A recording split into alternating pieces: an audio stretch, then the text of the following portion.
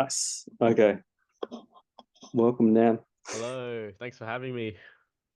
Okay, tell the people about your background. Hi, so I'm a recently graduated occupational therapist. Probably got my ARPA registration in December. So literally new grad OT, had a ton of pracs in Curtin University, but now we're here in the real world. And we're trying to decide where we're going to take that first career path. Yeah. I think it's going to be really interesting for you. So we did a prac together. I did some supervision for you while on prac a couple of years ago in community NDIS pediatrics. hmm Tell me about your experience with working with me in a clinic setting. Oh man, it was it was a ton of fun, I'd say. Very insightful to see how you were working in that space. Um, a lot of things. That was my first time working in that pediatrics community disability space. So a ton of therapy things that you told me I didn't even know that you could do, and it's some stuff that university doesn't really teach you. So that was really That's insightful absolutely true. process. Yeah, Um, and it's little things like the depth of understanding that you need for autism, understanding the different things like pathological demand avoidance, so many different things. Learning about keyword sign, learning about nonverbal clients and things like that. There's so many different things that you don't get to learn about in uni because there's just not enough time to teach all those things. And it's not until you're actually in the field and learning these therapeutic techniques and learning it from other people to show you a lot of these steps that you really get an understanding of how deep that field is and how many different things that you can learn the different techniques. And now you've seen some of the things that I do online. So you're one of the moderators on my Discord server. You have a little bit of involvement on there. You get a bit of a vision on how busy that server is, how many gaming groups get made independently of them, how they're learning to resolve conflicts. mhm. The most exciting thing is there's so much. There's only like a little bit of members, but it's still chaotic in there. So it's just gonna keep on growing. Yeah, I think at the moment there's like 35 on there. I think seven OTs, a couple of parents that um, I get in there just for extra supervision. Um, but yeah, there's probably an active group of 10 of them, probably, hmm that are always on there, just forever making gaming groups, talking about Roblox. And now, gee, today they're setting up a Minecraft server. It's absolutely incredible to see a bunch of autistic kids form a community and actually genuinely form a community and find out how to run it and resolve their issues with some supervision. They're learning to stream for each other. They're setting up genuine communities. It's so exciting to see. Mm. We get to do some really cool things in session for reflecting on what's been happening in the last couple of weeks on the server and how we can implement like social skills training and learning to stream and the executive function required for forming gaming groups, all those sorts of things that they're doing in the server in session, and we're able to reflect on it and build the skills. It is so different just from seeing a kid every 2 weeks and not having a clue of what's going on outside of that. I get a genuine view of what's actually going on and able to implement things on the fly. It's been absolutely incredible to see. And these kids are doing it themselves. They're genuinely running this community. Yeah, you just create that like safe space and safe environment, but then you just let them interact and do whatever they want to do with it. As long Yeah, as like and it's all moderated, there's yeah, like and policies and procedures implemented before. one of the things that I found was that I had to wait until something escalated before we could put in rules because I wanted them to take ownership of what the rules would be. Right. So I had to wait each time for a big escalation or at least a significant escalation before we can go, all right, we're creating the rules board. What do we want to have the procedures for? What sort of things are we looking for? How do we resolve conflicts? How do we put in place bans? Things like that and make it fair. And it's just been so interesting to see how they do it. And they have a genuine safe space to be in. Like they have very clear rules for engagement. Sometimes they don't follow it, and sometimes they want to bend the rules and try to push the hmm boundaries, and that's part of the exploration for it. But we'll get there. There's always going to be conflicts. It's a bunch of autistic kids with a huge amount of them having ADHD and a really big percentage of them also being diagnosed as PDA type as well. So there's a lot of things going on for them to be able to run it, but they've got a genuine community that they're building. It's going to be interesting to see how it plays out. It's been, 6 months since that started, and yeah, it just keeps growing. Yeah, big plans in 2025 for you. Oh yeah, so many things that are going on now. So, man, I've already got a really significant caseload. I don't know how many people are on there now. Lost count. Yeah, and I'm changing records management systems over the next month as well. So I'll be changing over to Prague Suite from Splows.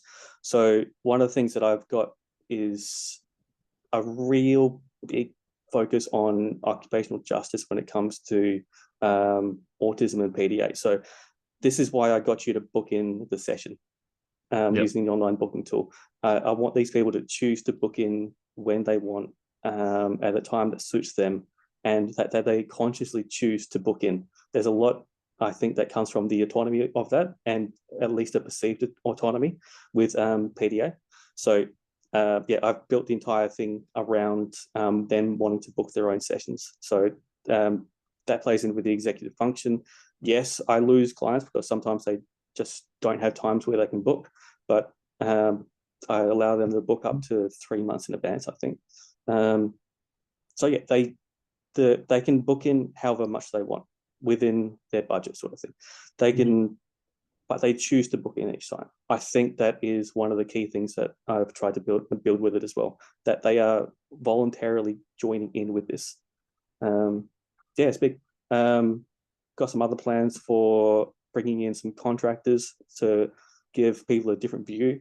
So people will be able to, the OTs and psych speech pathologists that I'm looking at, they'll be able to post up like a profile of their special interests, their areas of focus, some of the things about their personality type that will like resonate with different people. Like I know I match up with a certain group of people really well, but you might match up with other people, like with your knowledge of like One Piece and anime and things like that.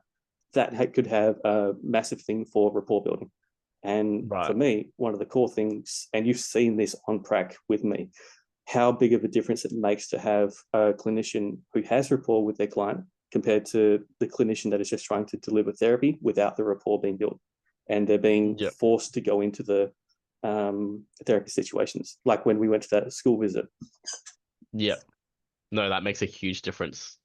Yeah. So being able to offer some of those different views, and also encouraging the contractors that do come on board that do it with the mindset that use the tools that you learn on here and what you're seeing with the Discord community, build your own business around it as well. And I'm fine with that. Like I want to be working with other clinicians who also have that pragmatic sort of thing of wanting to build their businesses too. And I've been able to connect with some really, really interesting people so far. So yeah, watch this space. There's a bit of work involved yet, but yeah, watch this space. We're going to grow that too. So today I was thinking we'd do some Roblox just to give a bit of a demonstration of what some of these sessions might look like. Hopefully the tech issues sort of work itself out and we're able to actually get this all working. Let's see. And I'll be able to go through some of the details of what we go through with the kids for how we set up a gaming session and how we frame them. So one of the key things that I talk about is, have you set the expectations with others of how long the gaming session is going to be? Are they aware that you are trying to complete this level indoors and it might take an hour and a half, and I can't pause that game halfway through without losing all progress. So it's going to be a very difficult transition if you try to transition me halfway through it. So setting those expectations with others, doing things like pre-game hydration and nutrition. So I've always got my water bottle and food prior. Perfect.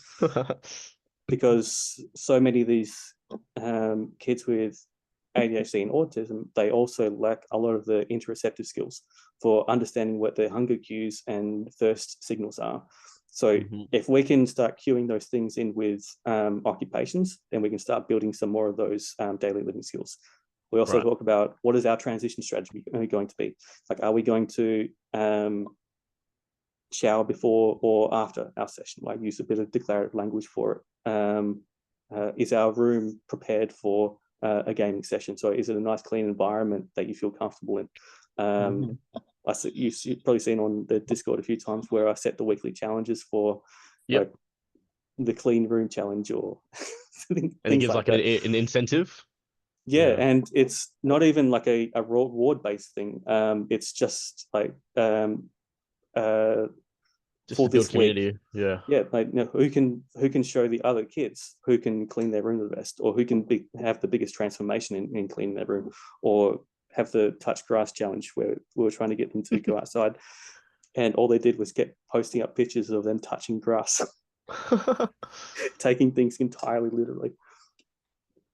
So yeah, some really interesting things that we're trying to implement with the community. I'm not big on the reward behavior. I'm more about building in some of those fundamental skills and them voluntarily wanting to do it. So that's been pretty big as well. But yeah, we'll jump into Roblox. I'll send you a thing of what my username is, and you can friend me on there. Yep, all good. It's my first time playing Roblox, so see how we go. Should be quite fun. I'll just add you as a friend. Yep. Easy. Search for the person. And I'm going to start my screen share. Hopefully it actually works. It doesn't crash this. Just sent you an invite. Nice shirt.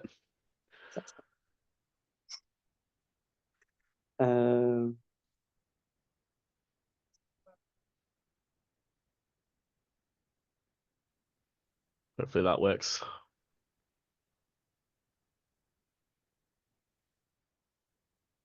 All right.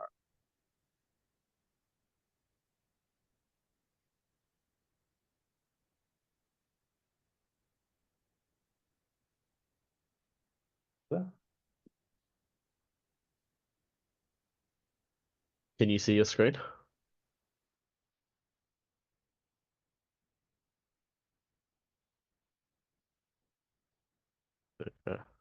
Crashed, didn't it?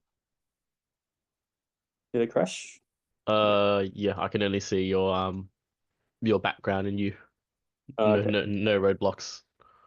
No Roblox. Okay. Let's see. Try that one more time.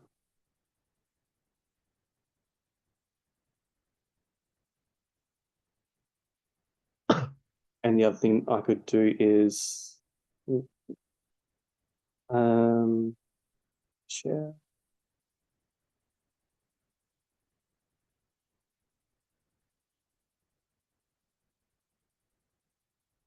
Oh, maybe you could share it. Okay. Wait, let me just turn on.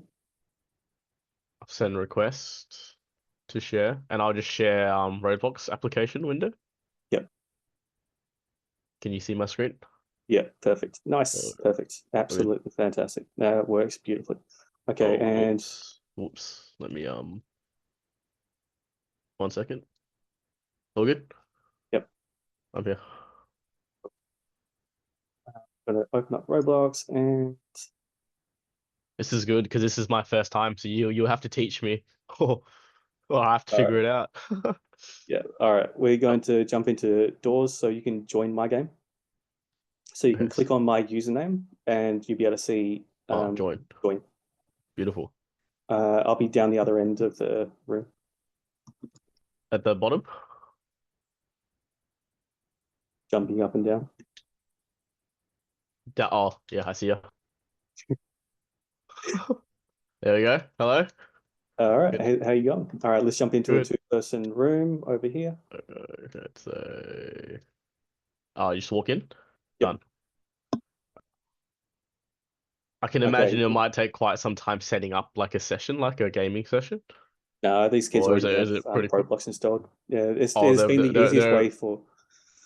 They're Alright. pros at this. Watch out for how loud this music is in here. Mm-hmm. That's all right. Okay, so the objective of this game is to get to the top. Get to the top. Okay. Yep. And there's a couple of things that we need to watch out for. So Do I have to if do you I press see, E on the thing? Oh yeah. I'm on first person view. Is that normal?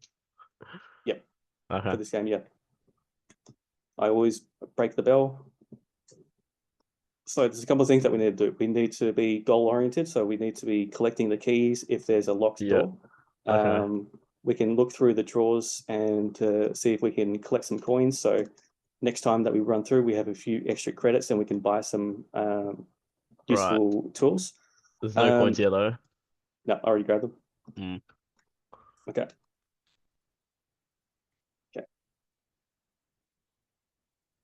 And we keep running. Right. If you see the lights flicker, jump into a wardrobe because Rush is going to come for you. Okay.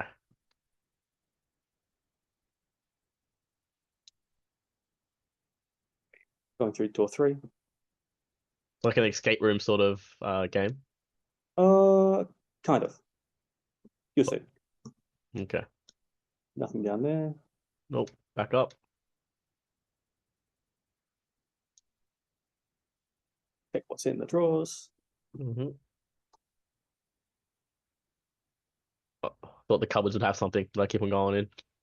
There's only things in the drawers. Oh yeah, I got the money. Nice. And sometimes there's items that you can get as well. So there's a battery there, but we don't have a torch, so no point to it. Right. Okay.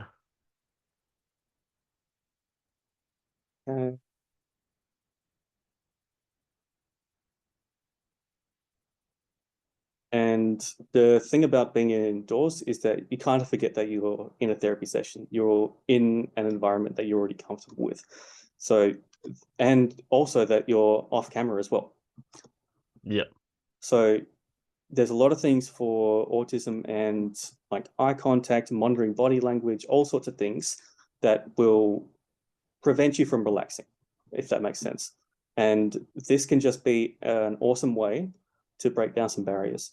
So for the kids that are having a lot of trouble with engaging in therapy, this can be a way to ease it back in. This can be a way to get through some of those gaps. Mm-hmm. This is normally just all online, or have you been in a session like face to face where you're with like someone? Yeah, we can do this in person. I always take my laptop with me. Yeah. And I've always got my Switch. I've generally got my VR gear with me as well. So I have a torch yet. Nice. Save that. Yep. If Rush comes through, everything will go dark. Okay. So you got to work together once that happens. So yeah, I can do this with a Switch. We can do some co-op gaming in there. Yep. So there's lots of games on Switch that you can do, like Overcooked, Portal Companion, all sorts of things you can do on there. And then 13. Yep. Oh, we got a flicker. So run towards a wardrobe and just hide. Wait for the rumble. Okay, get out. Nice. Okay, so that was Rush. Okay. So if I didn't hide there, I would have not been in a good spot. Yeah, you would have died. Yeah. Nice. Yeah, we've been able to bring in the gaming in a lot of different situations. Okay, avoid eye contact. Oh. Uh-huh. That would have been very bad. Oh. I think I died. Yeah, okay. I'll die as well and we can restart. Okay. So what I found with the gaming therapy is that we can build in a lot of different things for social communication. There's a lot of things we can do for building in daily routines for daily living skills. There's a lot of things for executive function that we do, and we really trying to do it with the Discord server, with how they set up their things, and hit play again. Play again? Yep. Yeah, so there's a lot of different skills that we can do. So if we have clients that are really into gaming, really into gaming, this is perfect for them. This is their comfort zone. This is their area of expertise. Yeah, I'm going to buy a lighter. Good. Yeah, it does not feel like a therapy session at all. I'm just in my own environment. Like, I feel comfortable. Like that. And because of that, we get to cross state borders. So I get access to clients all over the country. So I've got clients in, I think, 6 states. And the good thing about being in WA as well is that I can see kids in their afternoon spot while I'm in my lunchtime spot. So I can have, so that can be massive as well. But it's access to kids in regional areas. It's access to kids in other states. And because Roblox is free, it's an easy setup. It can be used on any system. So I've got kids that just use an iPad and communicate through Discord with this being in another window. So it's really trying to democratize the access to it as well. Yeah, you don't need some fancy computer to run a game like Roblox or anything. And then, yeah, it's available like even mobile phone, iPad, even Discord's free as well. Yeah. Same as Zoom. Yeah. So it's not just Roblox that I play. I mean, there's so many other games. So Sea of Thieves has been massive. Elden Ring, if the kid has the right setup for it. There's so many different games that you can play. But I've really tried to encourage co-op based gameplay. I've noticed that if we look at high risk, low risk scenarios sort of setup, we go, all right, high risk scenarios, they're in a competitive game. There's frustration, there's miscommunications, there's people with different skill levels, and there's just escalations. If it's co-op based, then there's a genuine need for communication throughout the entire gaming process. They're usually a lot slower paced, a lot more goal oriented. So that's been a massive part of it as well.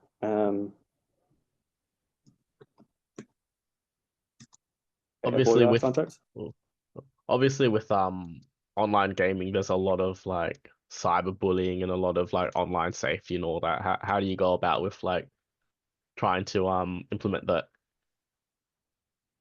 Yeah, we've been really clear about the online behavior on Discord. So we got set rules for like encouragement of others, no roasting. The roasting can be really hard to get past because they're so used to playing in these incredibly toxic environments. I mean, like what are some of your favorite things? Like League of Legends, things like that. These are toxic communities. Yep. So if we can, like Valorant, CS:GO, League of Legends, like a lot of ranked competitive games where it's just like if you're not pulling your weight, your teammates will let you know about it. Yeah, for sure.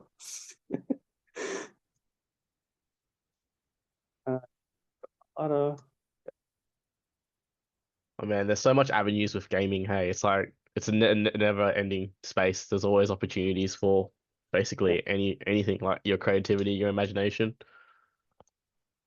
Flickering lights. Okay, this might be a cutscene. Oh no, rush.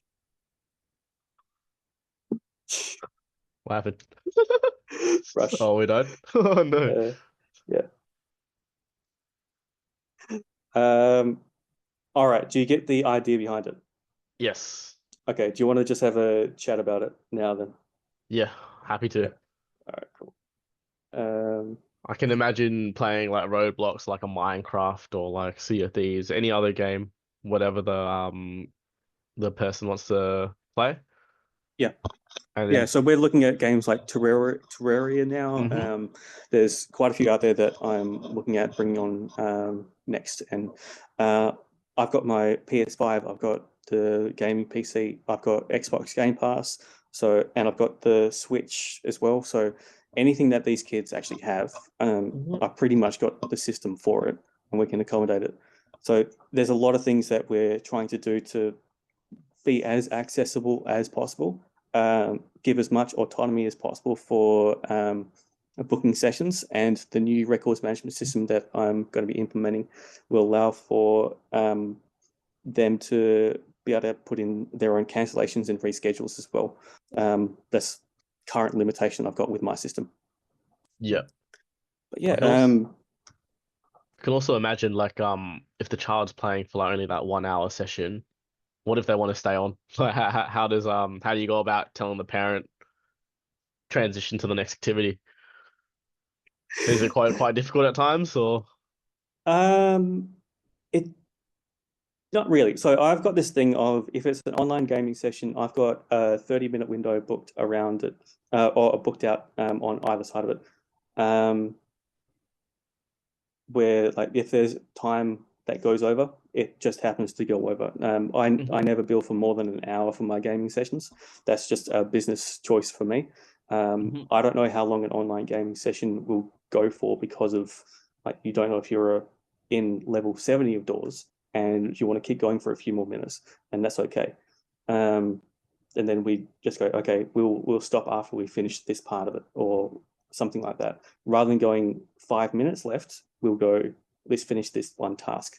So we try to build in the transitions around that, and we try to give the language for the client as well for how do we explain what our transition is going to be. So we're being even clearer about what those transition strategies are. If we're saying my task within this game will be done within 5 or 10 minutes, and that'll be my time to transition. If I stop now, I'll lose all progress, something like that. So to have other people understand how big of a thing those transitions can be, and how much effort can go into these games, and how stressful they can be, I think it's important to go in with the mindset that gaming is a genuine occupation for these kids, and to respect that, and to see that this could be one of their biggest areas for self-esteem. It could be one of their biggest areas for what their social network is and how they communicate with others. If they've got a preference for text-based communication or voice-based communication instead of being in person, and you're trying to limit those sort of things, you're limiting their ability to form friendships and form groups. So yeah, there's a lot to it. And a lot of it comes down to how respectful are we being of gaming? And for me, it's always been one of my biggest areas of interest. And yeah, I'm really trying to do everything I can to build in the traditional OT skills for how we can work with it. So I've also got some different assessments that we do. So I've got some things for understanding what the gaming preferences are. So I've got a short questionnaire for that. I typically do Brown EFA for understanding executive function, and to see where in 7 different domains where there might be some barriers that we need to overcome. We've got the sensory profile that we do to try to understand what the sensory needs are and how we can change the environment to match with it. We look at what their daily living routines are and see if there's any deficits there, if we need to start trying to build those in with the gaming routines. And then I get to see what they're like when they're interacting on Discord, to see what their problem-solving skills are with resolving conflicts and forming the groups. So I get to be very occupation-based when it comes to doing those observations too. So lots of areas where we can do assessment for it as well. Yeah, it's so crazy to me hearing all that depth of knowledge that you have. Like, it's just games and Discord, but then when you break it down on that level, there's a lot that can get into doing what an OT does in this space. Yeah. Can you stop the screen share? Me? Yeah, I'll stop the screen share. Stop the share. Stopped. Cool. Easy. Cool. Yeah, and yeah, there's a lot to it. There's we're still working out the best ways to optimize everything. We're still working out the best ways to deliver the sessions. Like there's quite a few kids where if they're Perth based, we mix it up for in person and gaming-based ones. So we have that thing of like we can still do traditional therapy for during term time, and then school Yep. holidays we can form these gaming groups and have them online. Or we can Yeah. alternate week by week, and we can eliminate travel costs, those sorts of things. So being able to manage the budget as well is really big too. So yeah, there's a lot of things that we're trying to think of when we're thinking of gaming therapy, and it's not just using gaming as a reward activity. There's so many things you can build around it. Oh, sorry, you cut out in that little bit. All I heard was we're not just using gaming as a reward. Yeah, and there's just so many things that we can, so many different occupational things that we can build around it. Yeah. Yeah, we can pretty much look at every domain and say, let's use this person's special interest as a way to explain therapy goals, therapy terms, the different techniques, understanding the different things for emotional regulation. We can build it in gaming related terms. So if they're really into Roblox, I can use Roblox related terms. I'm an expert on Roblox now. I've got God knows how many hours in that now. We're about to be an And expert in a lot of other games as well going forward. yeah, I'm fortunate to have a pretty good background in gaming. So Yeah. it's already part of my life. When I'm doing my rapport building stuff, I get to show them like my Steam profile or my achievements on my PlayStation account. And instantly you get buy-in to say, oh, like this person is legit. Like they are running a Discord server. They have these platinum trophies. They have these speed runs. And we've created individual channels within the Discord server as well for them to post up those things as well.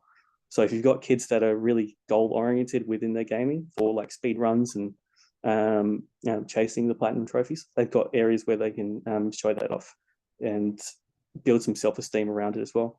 So Yeah. if they're struggling with school but they've got gaming, that can be a source of self-esteem.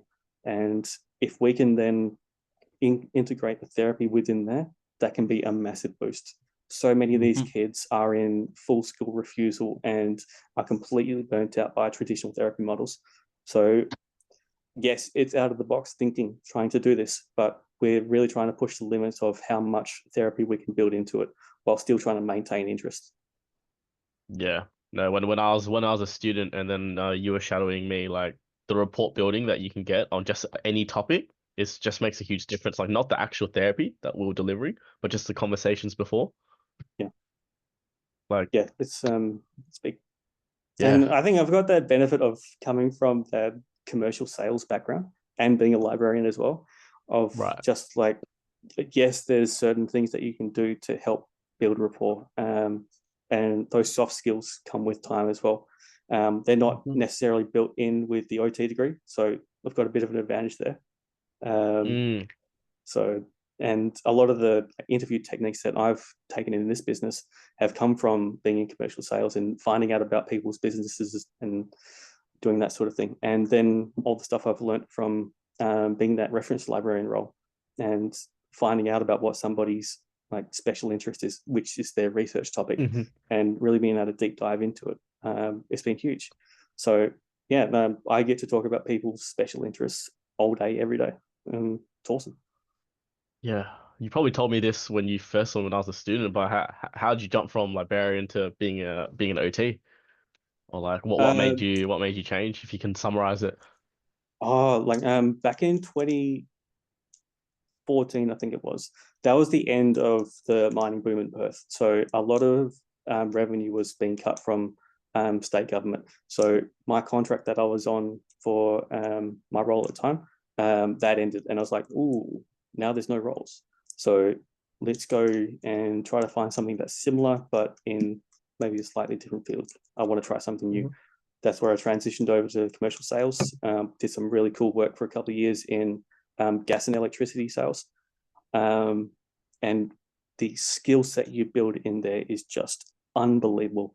There was a team of 9 of us when I was at one of the companies, and we had 2 sales coaches for that team who were reviewing our phone calls, reviewing how we were engaging with clients, how we were building rapport, how we were finding out deep diving into deep details and using open questions and things like that. And this is translated straight to my functional assessments and my other assessments. it's been perfect. It's just a perfect transition. It got to the point where it was like, I kind of want to be the clinician. I want to be in healthcare, and I want to see what's out there. So yeah, at 30, I made that transition and go, let's go back to uni. And yeah, I went back, did the OT degree. Took a while. I worked pretty much full time during the entire thing with Huntington's disease, working in the specialist disability accommodation for there. I think I did 3 or 4 years of that. I was in the PBS team for an admin role at another community disability and doing a therapy assistant role. So yeah, I was working the entire way through the OT degree.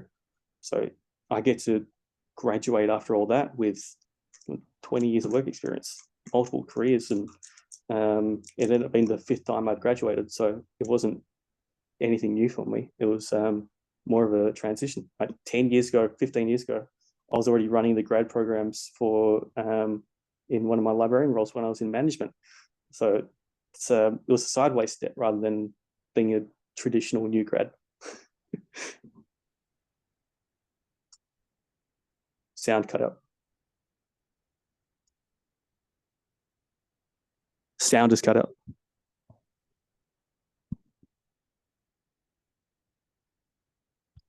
Can you hear me? Yep. Yeah, I was just saying how like I'm a traditional new grad and I've got a bunch of others. Like, do you have would you have any tips for like a traditional new grad, like no working experience besides like my retail job or anything, going into this space, like after 4 years of just straight theory for OT, a bit of practical experience, like any Yeah, tips? it's so exciting. I wouldn't be afraid to change roles once you're in a certain area. If you find that it's not the right fit for you, it doesn't mean that you have to stay in that role forever. It is quite all right to be able to switch roles, and we're fortunate in OT to be in extremely high demand. There's very few clinicians that are on the market at any one time, so it's pretty easy to actually switch roles. So be very clear with your boundaries about what you want out of the workplace, for sure. Yep. Look for supervision, absolutely, and don't be afraid to try new things. You got to remember that you're going to be the clinician. It's going to be very different to being on prac. You're no longer being watched for everything that you do. You are now the billing equipment clinician. So it's a switch in mindset that, you're now the one responsible for these therapy outcomes. It's a really interesting thing when you start that job. Yeah. Exciting times ahead this year. Yeah, I've been applying to a lot of places, but the window that you can get a job in OT is like a lot of places are hiring at any given time, which is the beauty of it. And we've done 4 years of just like so much different units and different areas of practice. So yeah, like you said, there's a lot of variety in OT, a lot Yep. of places that you can specialize in. It's just finding Yeah, the right fit for you, but yeah, it's okay to make like if you find the first job and it's not it, yeah, move on. yeah. Hopefully you find something better or something that suits you. Yeah, and I Yeah. was fortunate in already having management experience, a bunch of work experience. So when I decided to start this business, I already felt like I had far more experience in different areas where I was okay with the business side. So I felt comfortable with taking the responsibility for that one. It's then being me getting external supervisors to help me with when I'm solo. And that's what's great about having the Discord server as well. I've got 7 other OTs helping out with it as well, being able to bounce ideas off. I get to have chats with people all over the country over LinkedIn. It's been absolutely incredible to be able to get the feedback for what I'm doing and like, is this credible? Like, is this like evidence based? I am doing as much research as possible to see if this is matching up with evidence-based practice Mm-hmm. and to see what outcomes are coming from it. It's been so much fun experimenting. Mm-hmm. Correct me if I'm wrong. You're also posting about the articles that you're creating as well, right? On LinkedIn. Is it, I can see the little articles and you're posting it. Is that all you? Yeah, that's all me. Yeah. So one of my Free special resources. interests, yeah. So one of the things that I've got with this is sometimes I just think of these therapy sessions as like a space for info dumping and unmasking, and a space for transformation. Mhm. And maybe we'll plant the seed of these are some different areas that we can look at in between sessions. So not everything has to be done within the session. A lot of these kids with and autism in general, I kind of think of them as moving at right angles. So they'll move along on their pathway in one direction until they feel like they've got all the information they need to change direction. And Mm.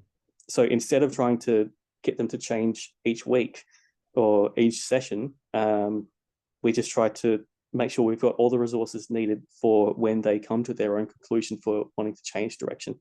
So Yeah. when they decide to start showering, when they decide to start cooking their own meals, do they have the resources available to them to actually do that and be able to do self-learning for it? So yeah, really trying to think outside the box for some of these things, and having that, trying to push down that professional self-doubt of like, am I achieving enough within each session? And then trying to push that to the side sometimes and realize sometimes it's not about what happens in session, but what happens between sessions, has been one of the biggest mindset changes as well. Mm. Because yeah. It's always a so lot of hard. these, Yeah. go ahead. It was always so hard. Like if you're in the community space, you see a client like every 2 weeks. You don't know what's happening within that 2 week space. But like you said, the Discord server, you can see their communication. Yeah. Yeah, it's been incredible. I think I've got some conflict going on there today about them setting up some sort of a server. So we'll have a bit of a debrief, Hmm. maybe chill these kids out a bit. We'll see how we go though. Yeah. It's gonna be quite chaotic when there's a lot more members joining, hey, throughout the year, and a lot of like new faces.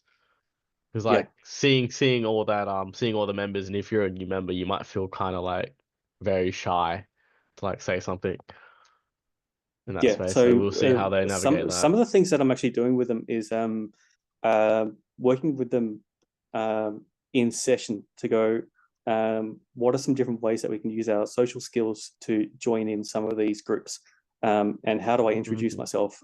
What do I talk about? So we come up with some like different scripting and different strategies just for that. So that's Right. been really cool to see that they're Nice. taking that sort of thing on. Uh, so many cool things that we're able to build with it though. And it's just nice for them to have their own community to do it and a safe space. Yeah, Yeah, and you've got a lot of different channels as well. So it's not one like big channel. It's just yeah, little ones. So like if you like Minecraft, go ahead. yeah, Terraria, Fortnite, Roblox. yeah. Yeah. Exciting So times ahead.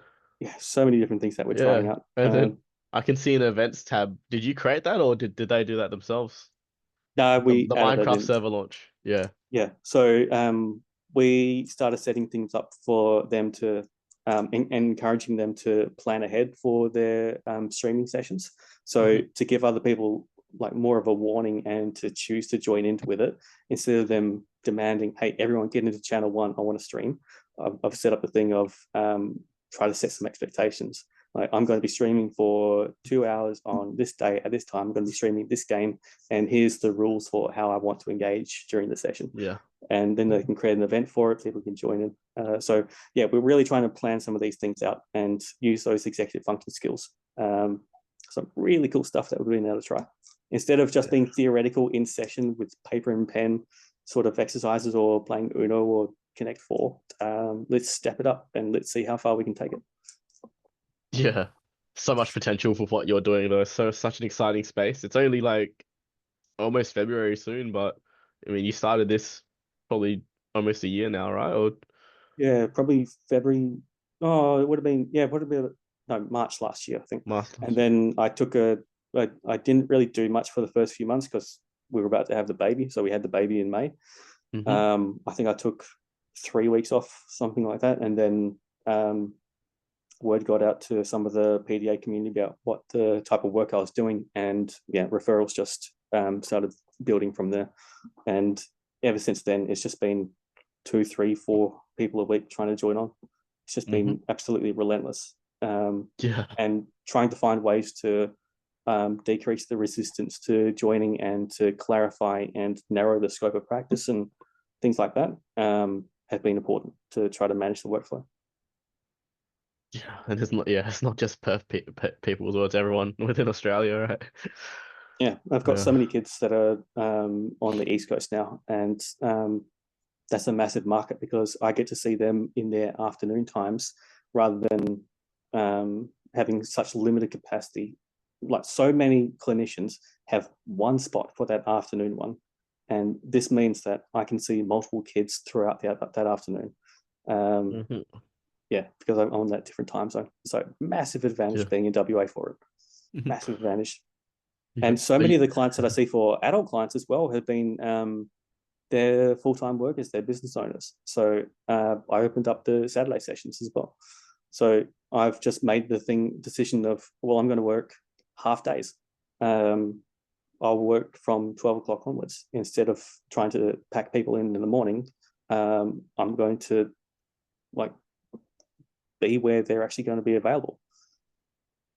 So yeah, I opened up the Saturday sessions as well, and they've been incredibly popular. Yeah, even your booking system, you're pretty booked out on most of those times when I try to book in, but it's a really Yeah, easy system that you've implemented, like easy to understand everything. every month it gets booked out. There's never spots. It's every month like that. No. No, it's just been absolutely relentless. Yeah, because I think Um, I booked in like 3 weeks ago, and I totally forgot until yesterday. I got like a text message to say that I got a session and an email. So you've got good reminders. yeah, and the Uh, next system that I implement is going to have even more customization to it. Some Yeah. really cool stuff that I'll be able to do, including more stuff around being able to book out groups. A lot of more automation to the emailing system for like if somebody hasn't had a reminder for haven't had an appointment for 3 months, they get a reminder. I can automate things for school term bookings, things like that. Some really cool stuff that's going to be coming out over the next few weeks. It's going to be a bit of work though. Yeah, you're a one-man army at the moment, right? Yep, Oh, man, mate. That's the only person you're going to contact. It's all just me. it all goes through you. Yeah. So crazy. Uh, I run the podcast. I run the Discord server. All of the admin all comes to me. The only person I've got external is my accountant, and he does my BAS for me. Yeah, Yeah, that's the only one I've got. So but pretty much 99.9% is all through yeah, Liam yeah. Fagan. I made the website. I write the articles. It's all me. Yeah. Oh man. So yeah, While balancing your role as being a dad as well. Gets quite yeah, chaotic. yeah. Got an 8-month-old baby now, so Congrats. it's just all exciting. Yeah, Yeah. it's just so cool being able to catch up with somebody after 18 months. See you graduate now. Yeah. Do well in Surreal. your PEDS unit after spending some time with me and starting the actual job hunt. I am so excited, and being able to catch up with a few of your classmates as well. That's been really cool, and getting to know what your Yeah. cohort's like. It's been amazing. Nah, thanks for taking the time today as well to just have a chat to me. Like we followed you, forced me to get that LinkedIn when I was a student. Got some connections, thank you very much. But Yeah, yeah, I no, haven't looked I back. know I was insistent on that. I Yeah, knew that you needed to get your name out there and understand who's in the yeah. market and who the main people are. And it's massive. You get to have a really good view of what company does what. Yeah, nah. Thank you for insisting on that and like yeah, taking the time today to have a chat with you and yeah, taking me through literally like an hour in your life It's all as good. an OT. All right. I'll catch you later, man. I'll see you. All good. No, take care. Take care.